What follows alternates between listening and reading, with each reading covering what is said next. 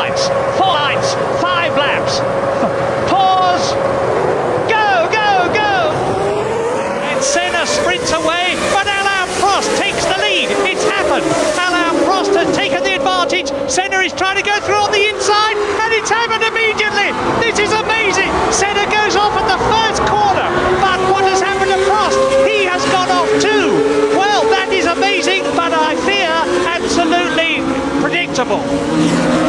Coulthard gets away. Schumacher tucked up behind him, and straight into the barrier goes to Benetton, and there's a Ferrari down there as well. It's Schumacher. It's Schumacher. Incredible. And Fisichella. Great start by Eddie Irvine. Fielder. Look at Fielder. And into the wall. Who was that? Coulthard in the wall. David Coulthard into the wall. Will stop the race. They'll have to red flag this. Terrible. Look, this is quite appalling. This is the worst start for a Grand Prix that I have ever seen in the whole of my life. And out goes Piquet. My goodness. It seems that the Brabhams are fated, and he has hit Eliseo Salazar, and he's furious. The Brazilian and the Colombian driver, I couldn't help it, said, and take back. Oh my goodness. Well, Nelson Piquet, understandably livid with rage. There's no tyre. Right rear, I beg your pardon, there's no tyre here. I've never seen anything like it. There's no tyre to put on. Oh, I thought we had one when the race started, he's saying. Well, this is ludicrous. This is Now blown we're going it. to have a committee meeting about it. Stick it on and send him out. Well, this has blown it for Irvine, blown it for Ferrari. I don't know what's happened, but there was a major misorganisation problem there. And Prost has yet to take his fellow Frenchman, René Arnoux, who says, the reason I'm going so slow these days is that I'm used to turbo cars, and these normally aspirated engine cars are a very different kettle of fish to drive, he says. And all I can say to that is... So, anyway, there goes Arnoux. Oh, God! Michael Schumacher hits David Coulthard and is out of the Belgian Grand Prix. Maybe he should have been a bit more circumspect about trying to pass him, but he is out. And Mika Häkkinen, in the nicest possible way, will be delighted. Now, what is he up to? He's storming down the pit lane, presumably to go. Look at him! He's saying, "I'm going to the stewards." James, can you enlighten? He's going to Coulthard. He's going to have it out with David Coulthard. And he's going for Alboreto. He's taking Alboreto. Nigel Mansell is in 3rd position.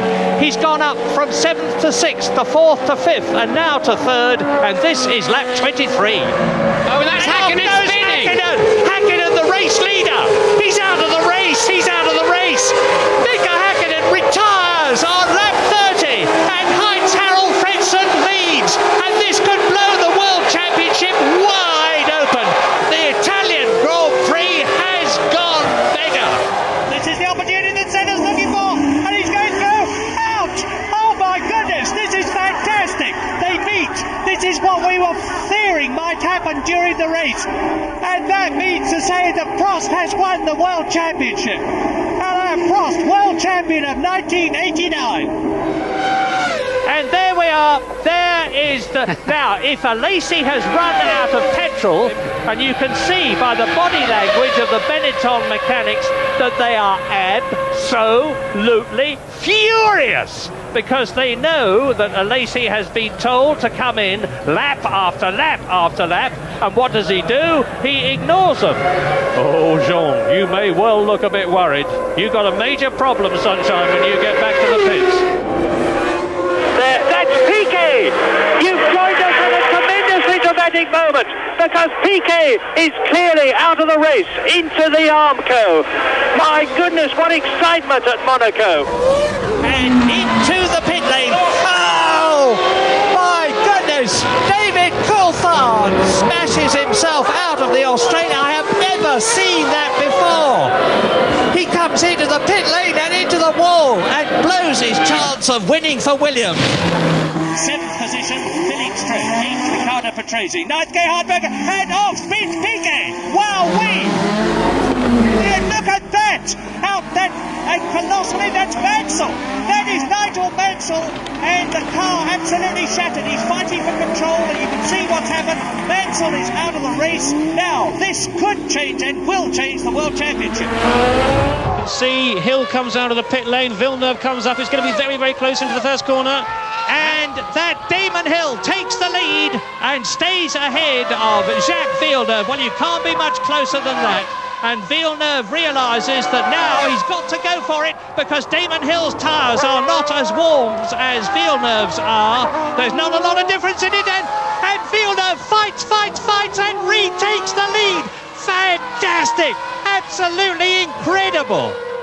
The gloves are off their teammates and great mates, and off goes Villeneuve, and he gets on the course back in front of Hill, and he manages to block his teammate because that was Damon's opportunity. He wasn't able to take it, but now Hill can push very hard indeed, and he's trying to take him on the outside.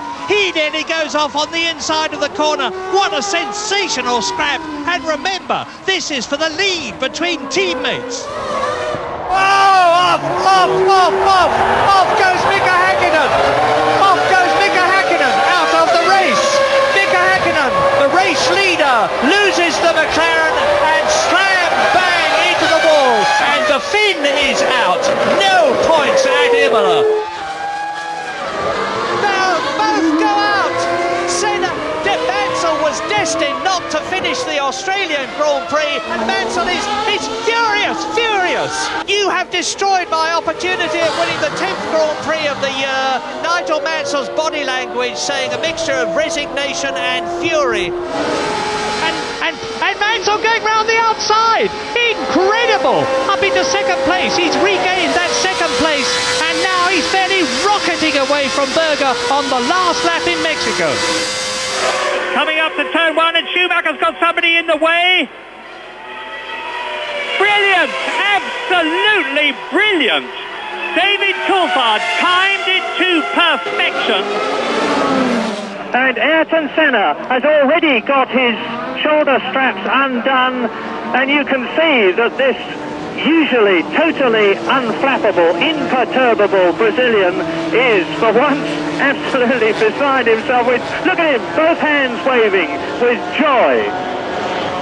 There goes Prost off, as did Arnoux. My goodness, what about Patrese now? That tells you how wet it is.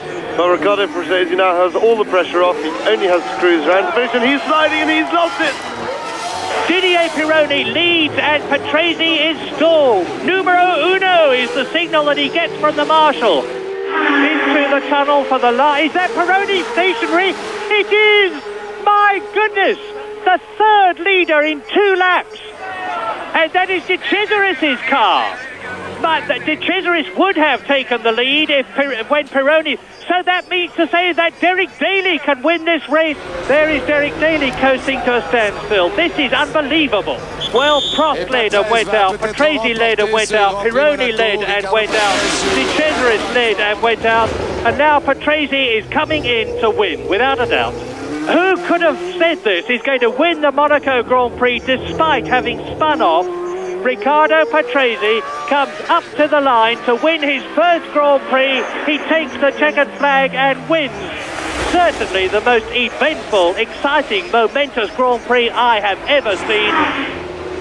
And Pironi's thumbing a lift, would you believe? Well, there's sportsmanship for you. Damon Hill takes the checkered flag, but we wait for Michael Schumacher. Aggregate time, I remind you, is what matters. Here is Schumacher. Now he's got somebody in front of him. Is he going to be delayed? 3.36 seconds! Damon Hill wins the Japanese Grand Prix and takes his 6th win of the year to close the World Championship gap between himself and Michael Schumacher to one small... Mansell goes ahead of Alesi and he's done it on the track. He's not going to do it on aggregate, but Nigel Mansell puts his hand out of the cockpit and says, "There we are, folks. I'm back." Well, once again, as the Union Jacks wave and the crowds roar, Nigel Mansell has demonstrated psychological superiority over his double world champion teammate Nelson Piquet. It's just the left, the right, and now Nigel Mansell, winning the British Grand Prix for the second year in succession, can see the checkered flag. Out it goes. Mansell has won the British Grand Prix, and the British crowd break ranks. They're marvellous at this, and they will go back to their positions after this race and before the next one, and I can think of no other crowd in the world that would do that. Nigel is not going to be allowed to get back to his pit. Amazing. And a brilliant race for Michael Schumacher, who exits the chicane for the 53rd and last time to win the 2000 Japanese Grand Prix and the World Championship for the third time, to give Ferrari and Italy their dream. And look, he knows it. He is absolutely beside himself with joy. His ultimate dream has been succeeded.